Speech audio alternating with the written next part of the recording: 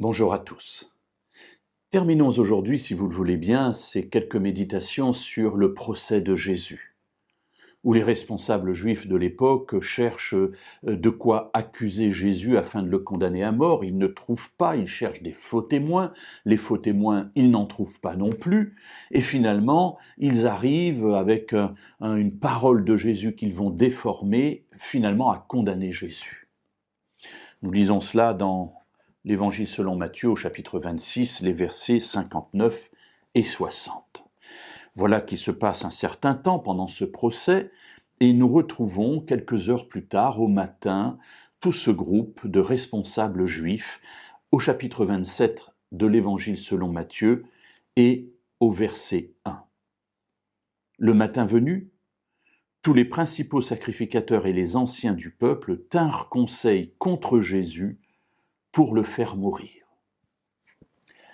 Alors mes amis, j'avais commencé ces 3 méditations en rappelant un proverbe populaire qui dit « Lorsque on veut se débarrasser de son chien, on lui trouve la rage ». C'est-à-dire, quel que soit l'état du chien, dans la mesure où on n'en veut plus, s'il le faut, on inventera qu'il a la rage afin de pouvoir enfin le tuer. Et là, l'état d'esprit de ceux qui accusent Jésus est visible de manière évidente pour tous. Le récit ne nous dit pas qu'ils se réunissent afin de savoir quelle sentence porter contre Jésus à cause de cette parole qu'ils ont détournée. Mais ils disent, le texte dit, ils tinrent conseil contre Jésus pour le faire mourir. Voilà le but qu'ils poursuivent. Enfin, il est dit de manière claire, ils veulent le faire mourir. La justice? Peu importe. La vérité? Peu importe.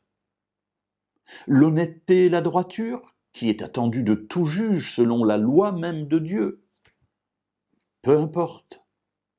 Ce que ces hommes veulent, c'est faire mourir Jésus.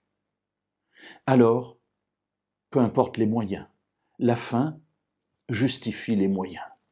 Et c'est pour cela qu'on va chercher des faux témoins. Et c'est pour cela qu'on va tordre une parole de Jésus afin de l'amener finalement à quelque chose qui permette de l'accuser.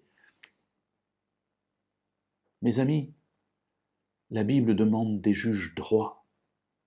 Alors vous me direz, mais on n'est pas juge. C'est vrai, je ne suis pas juge. Peut-être, en tout cas pour la plupart de ceux qui m'écoutent, vous ne l'êtes pas non plus. Mais en revanche, dans nos relations avec ceux qui nous entourent, cette parole m'interpelle. Est-ce que je suis droit, honnête dans mes relations avec ceux qui m'entourent, dans ce que je dis, dans ce que j'entends?